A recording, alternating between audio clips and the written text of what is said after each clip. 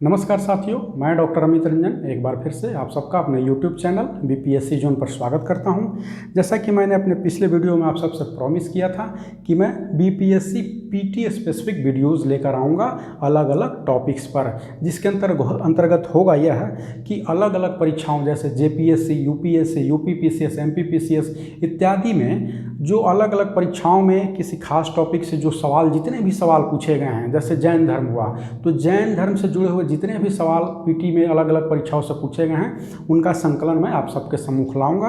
तो इसी कड़ी में प्रस्तुत है आज का पहला वीडियो और वह है मौर्य वंश। मौर्य वंश में हम लोग सबसे पहले देखेंगे चंद्रगुप्त मौर्य।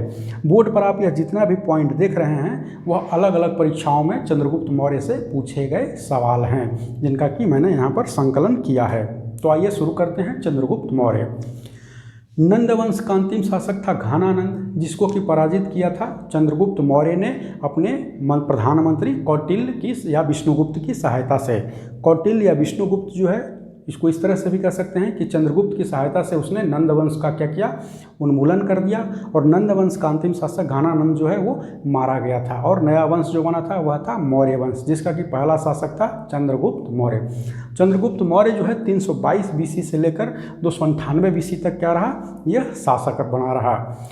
चंद्रगुप्त मौर्य को जो है प्रथम भारतीय साम्राज्य स्थापित करता भी कहते हैं। प्रथम भारतीय साम्राज्य स्थापित करता इसलिए कहते हैं, इसके पहले आपने कई जगह यह भी पढ़ा होगा कि नंद वंश के ही जो है महापद्मनंद को जो है फर्स्ट एम्पायर बिल्डर बोलते हैं। बिल्कुल सही बात है, दोनों में कोई कॉन्ट्राडिक्टरी नहीं है।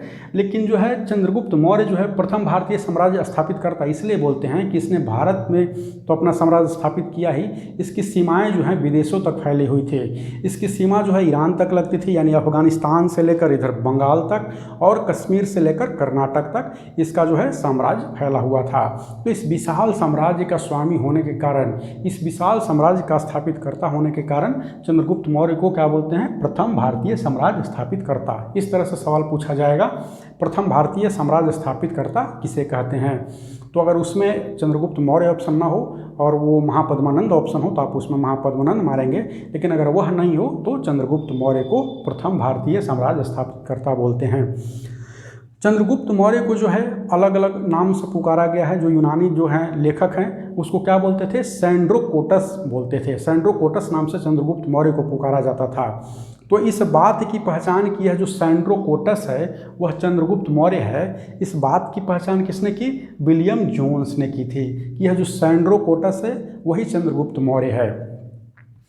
सैंड्रोकोटस यानी कि चंद्रगुप्त मौर्य और सिकंदर की भेंट का उल्लेख जो है किसने किया है, जस्टिन एवं प्लूटार्क ने। इन दोनों ने, जस्टिन एवं प्लूटार्क ने सैंड्रोकोटस और सिकंदर की भेंट का उल्लेख किया है।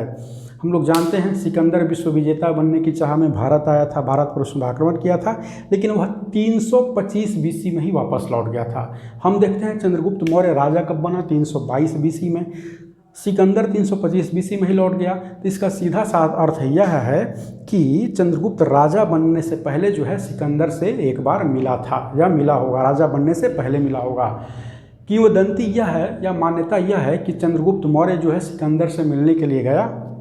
सिकंदर को लगा कि, और उसका परिचय यह कह कर दिया गया कि यह विस्थापित जो हैं राजकुमार हैं। तो सिकंदर को ऐसा लगा कि यह मेरे पास सहायता मांगने के लिए आया है, लेकिन उसने कहा कि चंद्रगुप्त मौर्य ने कहा कि मुझे आपकी कोई सहायता नहीं चाहिए, मैं बस सहायता के लिए नहीं आया हूँ, बस ऐसा ही भेंट के लिए आया हूँ। तो उस भेंट का जिक्र या उल्लेख जो है जस्टिन और प्लूटार्क ये दो लोग करते हैं। चंद्रगुप्त मौर्य और किसका, सिकंदर की भेंट का उल्लेख जस्टिन और प्लूटार्क ने किया है।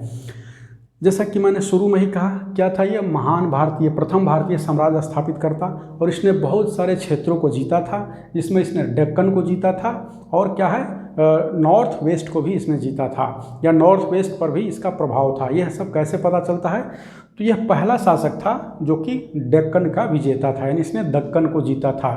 दक्कन में मालवा, गुजरात, महाराष्ट्र को पहली बार इसने जीता था।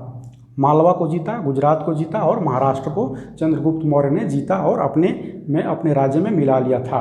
इसके साथ ही साथ रुद्रदामन के जूनागढ़ शिलालेख से हमको क्या पता चलता है कि चंद्रगुप्त का प्रभाव जो है पश्चिम भारत पर भी था। तो इसने डेक्कन को जीता, मालवा को जीता, गुजरात को जीता।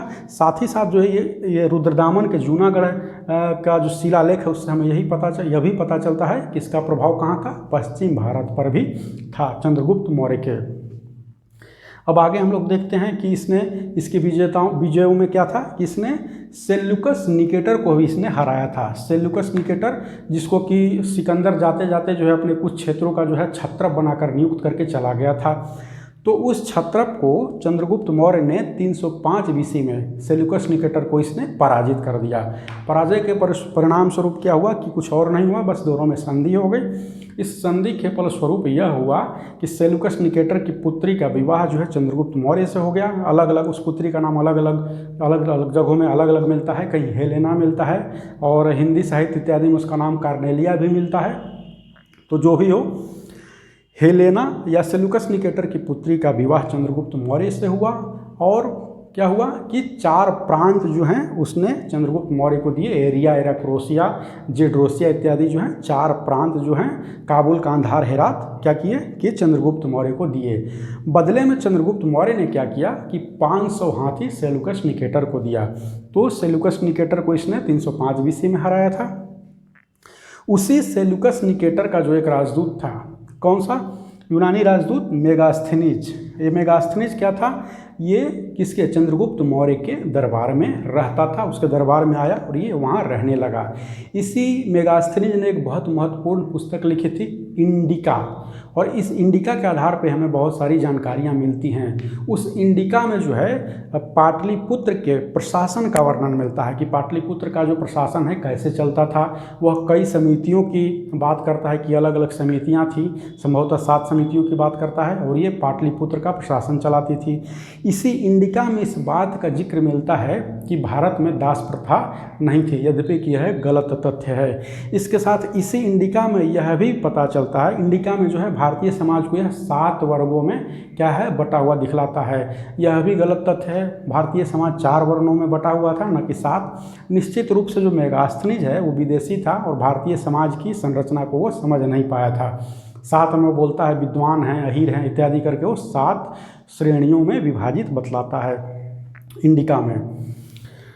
जैसा कि मैंने पहले भी बतलाया, पाटलिपुत्र के प्रशासन इत्यादि का पता चलता है। अब हमने कहा था चंद्रगुप्त मौर्य जो है उसको राजा बनाने में किसने, कौटिल्य ने महत्वपूर्ण भूमिका निभाई थी। वही कौटिल्य आगे चलकर इस चंद्रगुप्त मौर्य का क्या हुआ, प्रधानमंत्री बना। और उसने भी एक पुस्तक लिखी। उसने जो पुस्तक लिखी उसका नाम था अर्थशास्त्र। अर्थशास्त्र से लगता है कि ये इकोनॉमिक्स की किताब है, लेकिन ये इकोनॉमिक्स या अर्थव्यवस्था, मुद्रा, पैसा से जुड़ा इसका कोई लेना देना नहीं है। अर्थशास्त्र वस्तुतः क्या है, राजनीतिक नीतियों पर प्रकाश डालने वाली पुस्तक थी। राजा को कैसे रहना चाहिए, राजा को अपना दिनचर्या कैसे जीनी चाहिए, व्यतीत करना चाहिए, इन सब का उसमें विशद वर्णन किया गया है। तो राजनीतिक नीतियों पर प्रकाश डालती है, शासन सिद्धांतों की यह पुस्तक है अर्थशास्त्र। अर्थशास्त्र की तुलना जो है मैकियावेली के प्रिंस से की जाती है। मैकियावेली के प्रिंस से अर्थशास्त्र की तुलना की जाती है। अर्थशास्त्र का लेखक कौन, उसका प्रधानमंत्री कौटिल्य। कौटिल्य का अन्य नाम क्या था, चाणक्य भी था। चाणक्य इसलिए था कि उसके पिता का नाम चनक था। इसके अतिरिक्त उसका एक और नाम था विष्णुगुप्त। यह सारे सवाल जो मैं बोल रहा हूँ सारे सवाल पूछे गए हैं। चाणक्य का एक और नाम क्या था, या विष्णुगुप्त नाम से कौन जाना जाता है, इस तरह के सवाल पूछे गए हैं। तो चाणक्य का एक और नाम विष्णुगुप्त था, उसके और 2 नाम क्या थे, कौटिल्य, चाणक्य और विष्णुगुप्त। तो यह हुआ इसी अर्थशास्त्र में, जिसकी तुलना जो है मैकियावेली के प्रिंस से की जाती है, जिसमें कि शासन सिद्धांतों का वर्णन है। इसी अर्थशास्त्र में जो है यह वर्णन मिलता है कि यदि किसी स्त्री को उसके पति ने छोड़ दिया है, किसी स्त्री को उसके पति ने छोड़ दिया है, तो उस स्त्री को क्या है कि परित्यक्ता स्त्री के पास से अधिकार है कि वह अपने पति से तलाक ले सकती है। तलाक शब्द नहीं है, विवाह विच्छेद का अधिकार उसको दिया गया है।